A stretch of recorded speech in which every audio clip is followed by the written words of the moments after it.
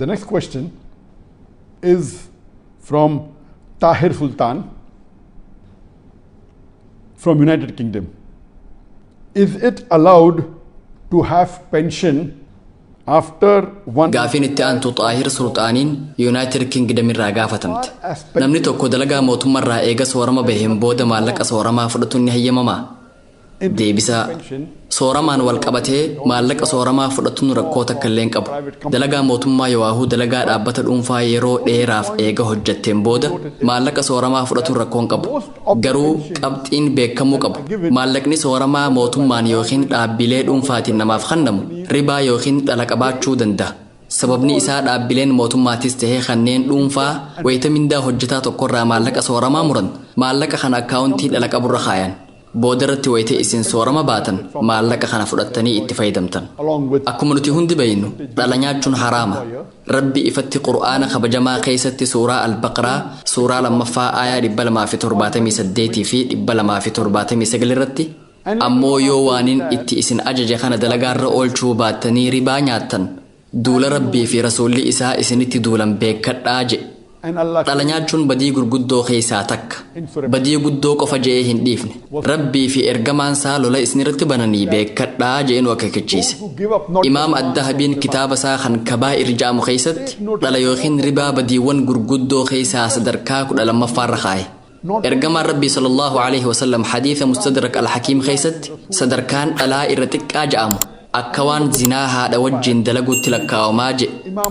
Kanaaf jecha maallaqni sooramaa ati fudhattu san yoo dhala qabaate maallaqa dhalaa san irraa murtee baasuu kee mirkaneeffachuu qabda. Tarii dhimma ribaa san keessatti ati qajeela hin hirmaanne ta'a. Dhaabbata si qaxaree si hojjechiise santu maallaqa kee akkas godhe. Namni tokko yoo dirqamaan maallaqa ribaa akka fudhattu si taasise mindaa keetirraa maallaqni bu'uuraa kan si gahu meeqa akka ta'e herreguudhaan maallaqa dhaabbanni si hojjechiisee baankii siif kaa'e herreguudhaan itti aansuun dhalli ammoo hangam akka ta'e herreguudhaan baasuu qabda. Eega herrega bifa kanaan daleeydee maallaqni dhalaa hangam akka ta'e beeyteen booda dhibbeentaa 10 tahe dhibbeentaa 20 tahe dhibbeentaa 30 tahe maallaqa dhalaa san rakkataaf arjoomi. Maallaqni dhalaa kun osoo atiin fedhin sitti dhufe jechuudha. Fedha keetiin maallaqa baankii keessa keessee maallaqa san baastee kennuun haraama. Garuu fedhii teetiin malee namni tokko yoo si dirqamsiise maallaqa kee fudhatuun mirga keeti. Sun waan dhaabbanni si hojjechiise siif kenne. Kanaafuu maallaqa bu'uuraa kee hambifattee dhala ammoo nama biraatii kennuu qabda. Waan kana ta'eef maallaqni sooramaa san yoo dhala qabaate maallaqa ribaa san arjoomuun ni ta'a.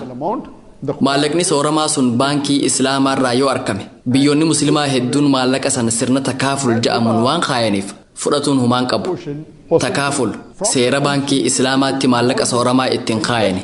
Maallaqni haala kanaan argamu guutumaan guututti halaali. Yoo maallaqni san baankiilee islaamaa akkanarraa ka argamu ta'e maallaqa sooramaa guutuu fudhatuu ni danda'ama. Garuu maallaqni sooramaan argame sun yoo dhala qabaate hanga dhale san irraa baaftee kan hafe ammoo itti fayyadamuun ni ta'a. Based Sharia compliant pension fund in which everything is halal. So if it's based on Sharia principles, you can keep the complete amount of pension. If it's involving riba, you get rid of that percentage, and inshallah you can utilize the percentage which is free from riba.